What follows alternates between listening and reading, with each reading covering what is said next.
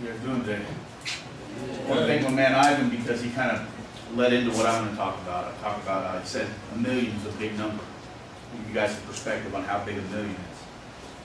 If I were to ask you how long ago a billion seconds ago was, do you have an idea when that would have been? Only 3 people in this room would have a memory of a billion seconds ago. Okay? So it was 32 years ago. How about a billion minutes? Anybody got an idea of a billion minutes ago? When was that? If you lived a billion minutes ago, you could break bread with Jesus. Okay? It's a long time ago. Okay. So that's a big number. Now the global population today is 7.3 billion people, and 200 years ago it was barely a billion. How'd that happen?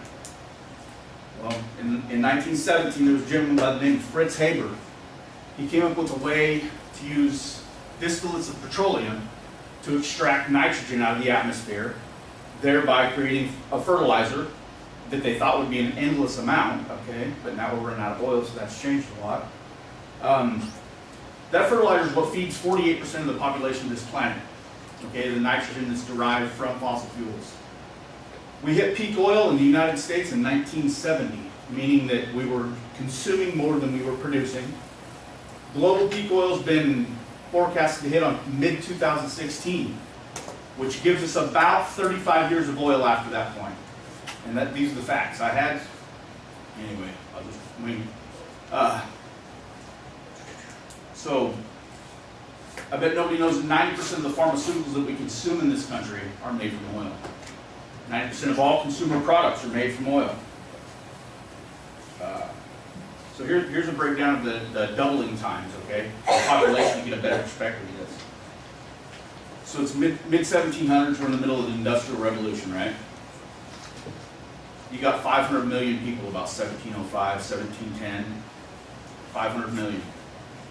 By 1804, less than 100, it was 123 years altogether, it hit, in 1804, it hit 1 billion. And then 123 years later, it hit 2 billion. And then 32 years later, it hit 3 billion. And then 15 years later, 4, 13 years later, 5, 12 years, and so on and so forth. It's an exponential.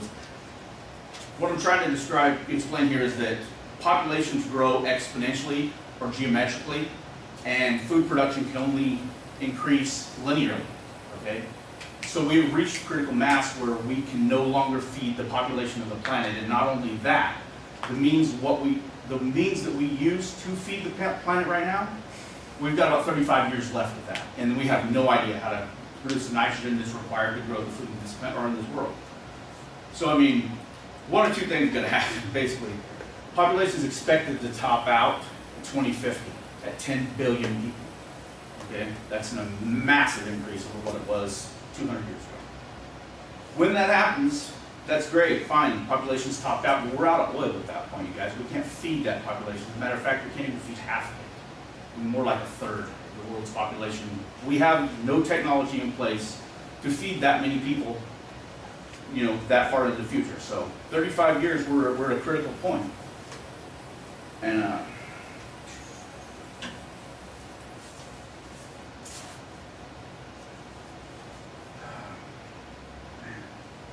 I mean, that's kind of what I wanted to talk about, but kind of blew it, didn't I? Yeah, peak oil doesn't happen gradually, though. It's an abrupt happening. It's not something that we'll slowly get used to. All of a sudden, peak oil hits.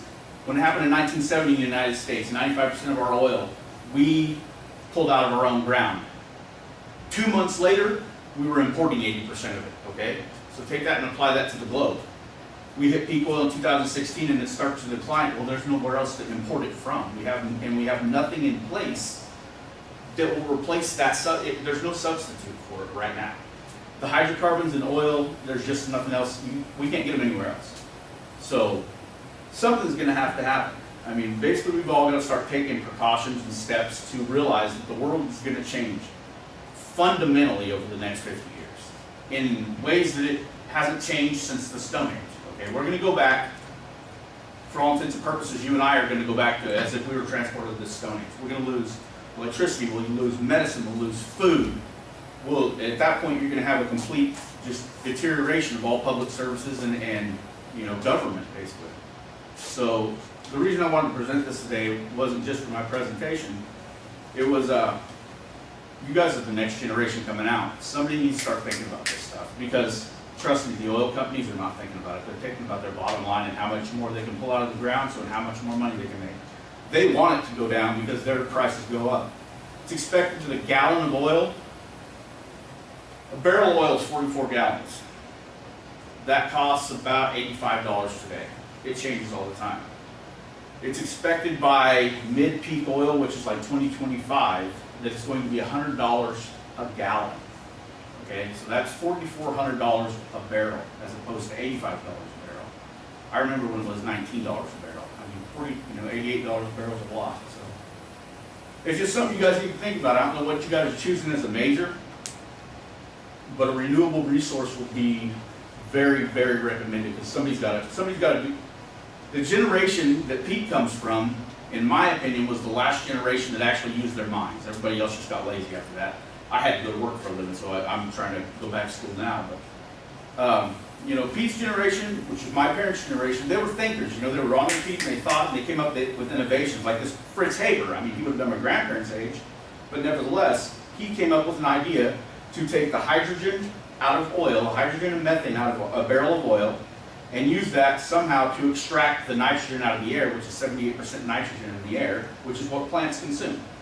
So he was able to make this fertilizer basically to feed the world. If you wanted to single it down, that exponential growth in population could be attributed to Fritz Haber. He's the one who came up with the process, and nobody's even given a minute's worth of thought on what we're going to do to replace that, because nobody even realized that. And did anybody in this room realize 48% of the food that everybody eats comes from nitrogen that is derived from oil? 90% of all your medications are from, oil. So it's just a lot to think about. The population is not going to go out of control, forever, but the problem is we don't have the resources to feed them. That's the biggest fundamental problem. So something you guys might want to give a thought. Thank you.